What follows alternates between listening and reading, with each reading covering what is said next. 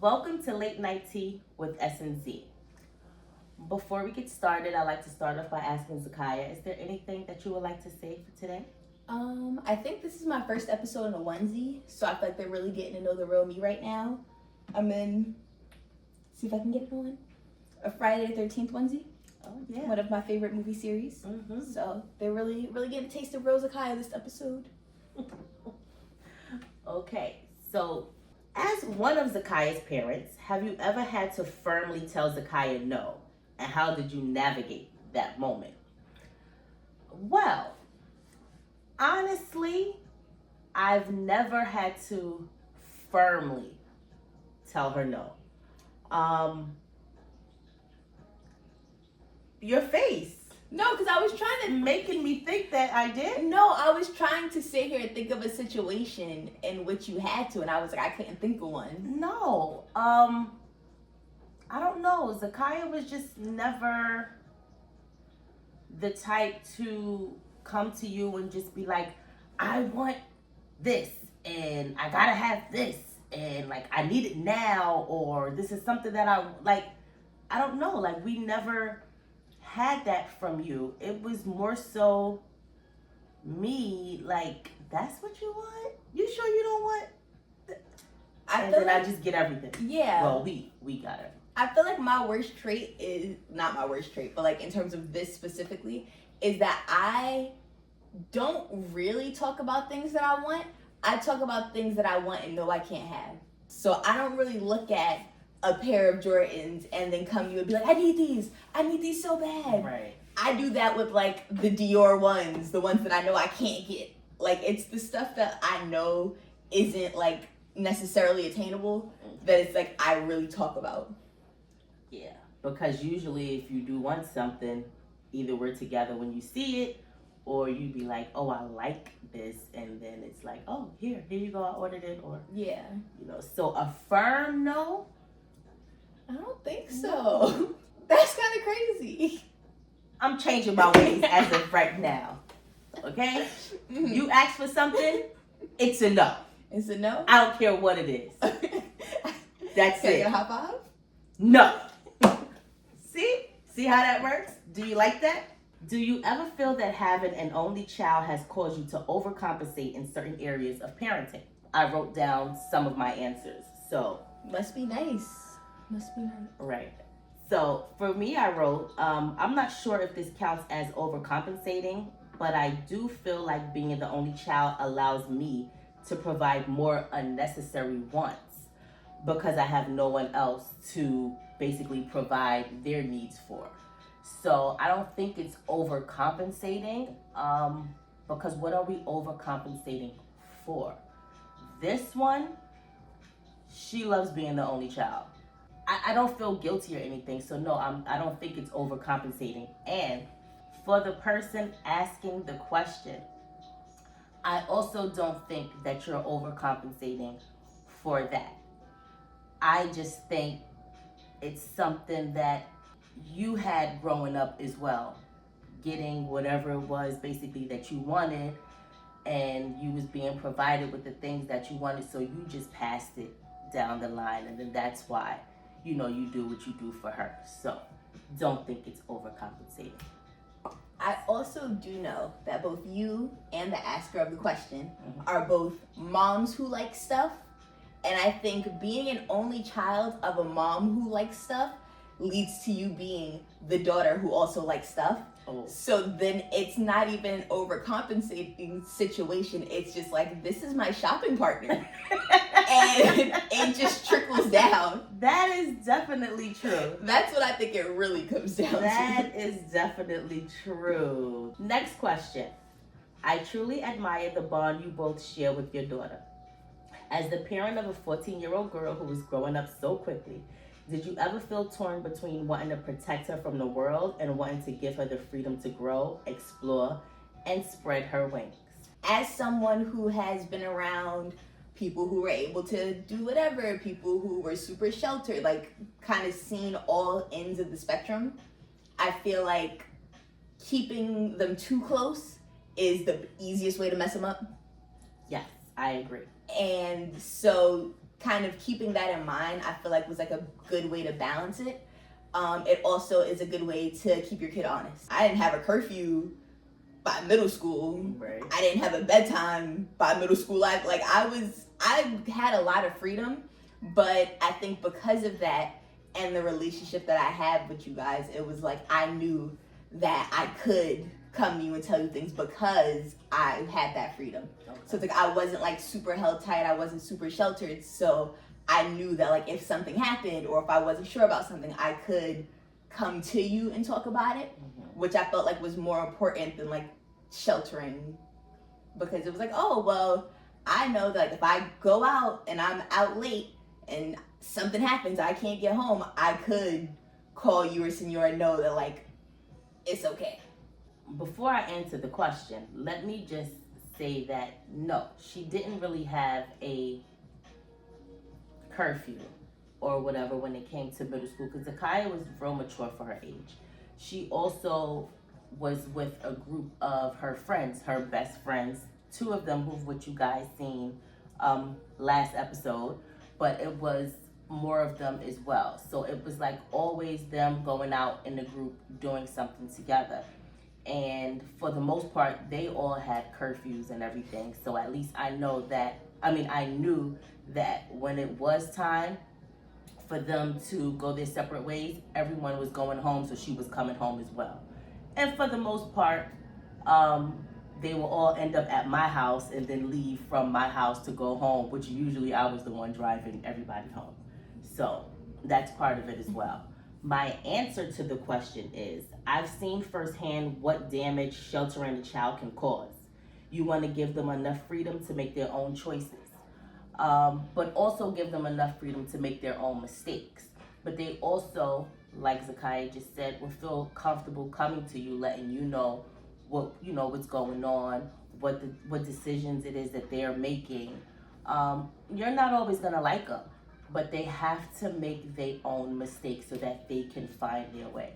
So, you just have to have that line that they know, like, I'm putting my trust in you to make these decisions, when you're out of my sight, when you're out of hand's reach. I'm trusting you to make the right decision. And if you don't know what decision to make, I'm here for you. My daughter has 3 more years of high school after this year. Is it unrealistic or even a little stalker-ish to say that I plan to relocate wherever she chooses to attend college once she's accepted? I know your answer and I know mine. So I said it depends on your relationship. Because I know the relationship you guys have, my answer for you is absolutely not stalker-ish. I would just say if it's across the country, I get it. But if it's in state where you can drive no more than 5 hours, then I say let her be. She can still come home whenever she wants to, and she may graduate and live back in New York City anyway. So then it's like you up and move for nothing. But also, my thing was Zakaya was going on 18? Yeah. When she was gonna go to California. Her father was like, oh no, we gotta go. And I'm like, then I said, you know what? I think you're right, because I don't want her to be out there by herself because of the relationship we had. I was saying because if something goes wrong, yes, you're just a plane ride away, but it's not a 2 to 3 hour plane ride away.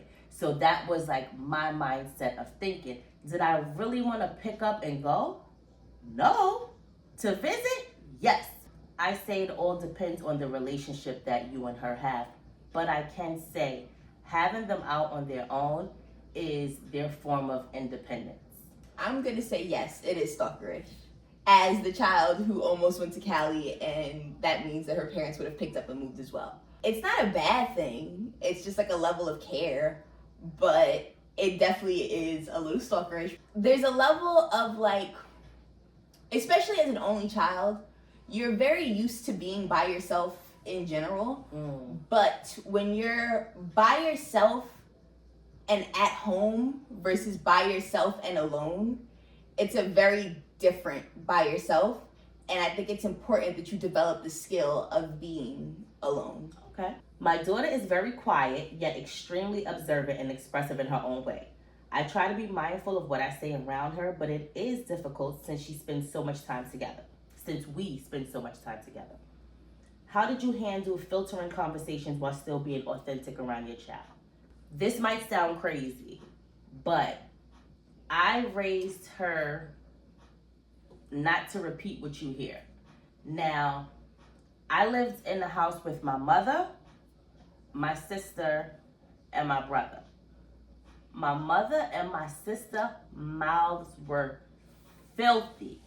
They cursed like sailors. Like, it was terrible. Their mouths were disgusting.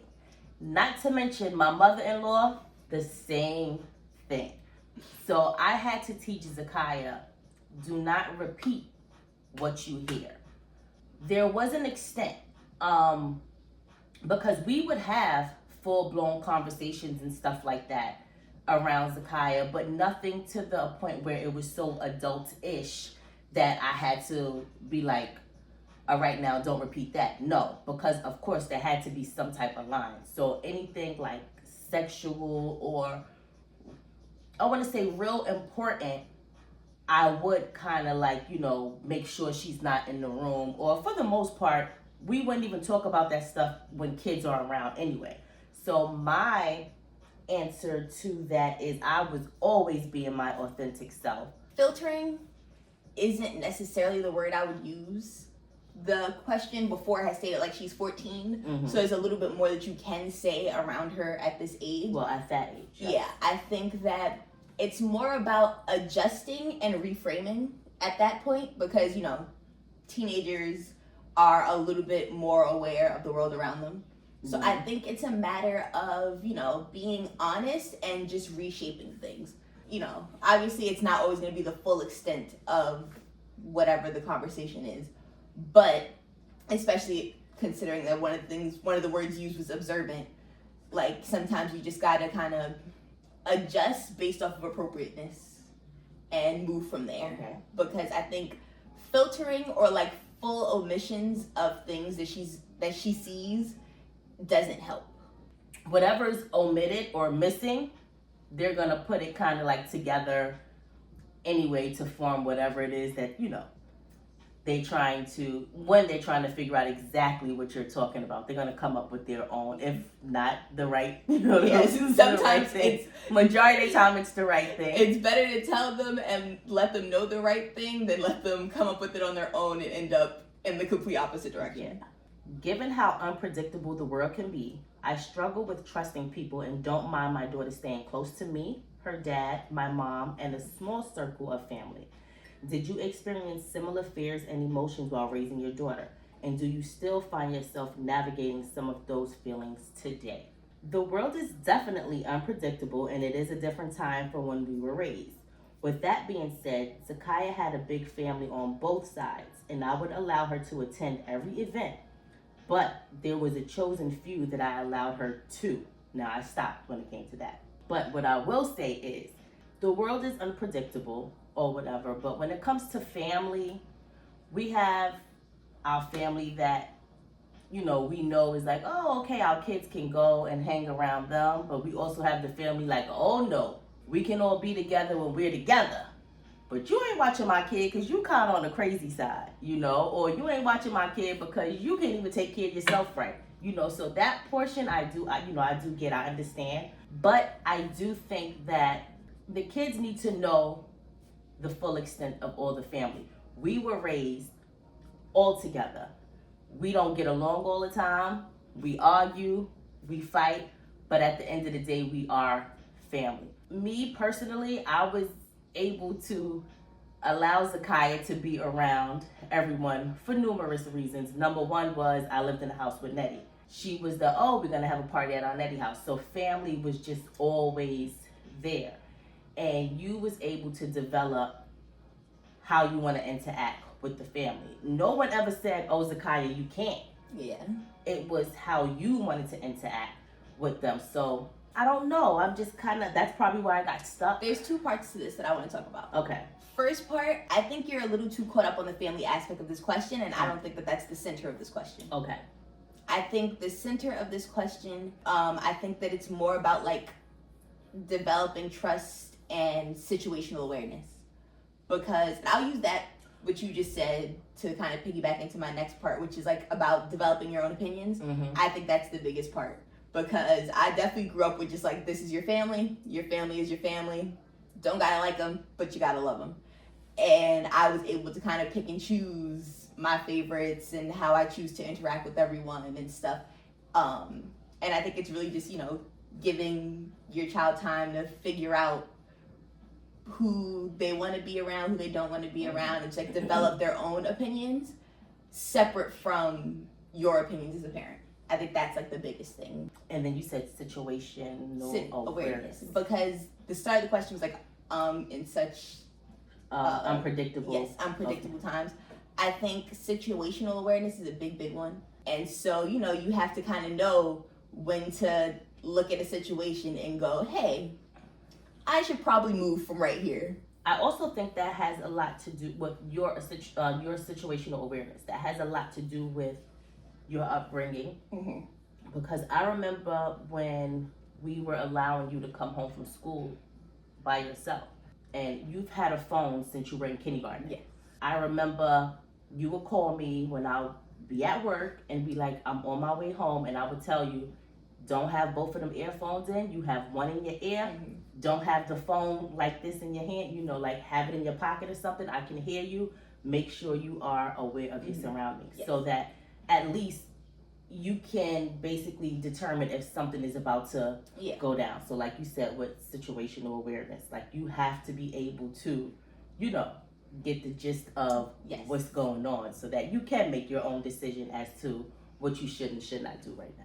It definitely goes back to that sheltered question from before, where it's like the biggest thing is if you over shelter them, they will miss out on certain things. Basically developing the things that make you strong-minded. Like she said, like I said, she's very strong-minded, this one. And you cannot sway her to change her decision. And this just goes for children growing up in general. Being able to make your own decisions and having those talks or whatever with your parents, like I said, you're gonna agree to disagree, but it is good because it shows that, hey, number one, you raised them right. They're not being followers. Sometimes I'm like, well, where did I get this girl from? Because she dresses so weird sometimes. Sometimes it's like, oh, wow, Zakiyah, that looks great. And then sometimes it's like, who are you? Why do you want to go outside looking like that? It's crazy. But she has her own opinion. She makes her own decisions. And as they get older, you're going to hear about them. You're not going to like all of them. But it's a part of life. You have to let them make their own decisions, their own mistakes. The more free a child feels to make their decisions, the more likely they are to come to you when they're unsure. I was going to ask real quick, how was your Christmas? How was your New Year's? Christmas was good. I enjoyed it. I'm a big Christmas girl. Love Christmas. New Year's was kind of different this year. New Year's was weird. Like, I feel like I woke up on New Year's Eve and didn't realize it was New Year's Eve till like 3 hours in. Like, it was just weird. Did you get everything you wanted from Santa? Of course. Of course. Me and Saint Nick, we like that. We like that. He don't want me showing up and stomping on elves, so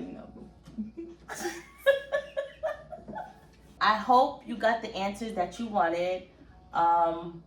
If not, send us some more questions or ask us to clarify. We have no issues with doing that.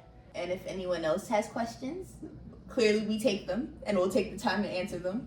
So feel free to send in questions, topics, etc. I want your questions because I actually want to do a family interview with me, her, and her dad.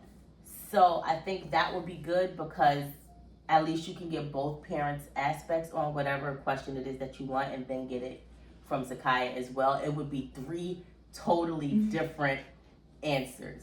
That would be hilarious. So please send us whatever questions it is that you have so that we can actually work on that episode. So I guess with that being said, this has been Late Night Tea with S&Z.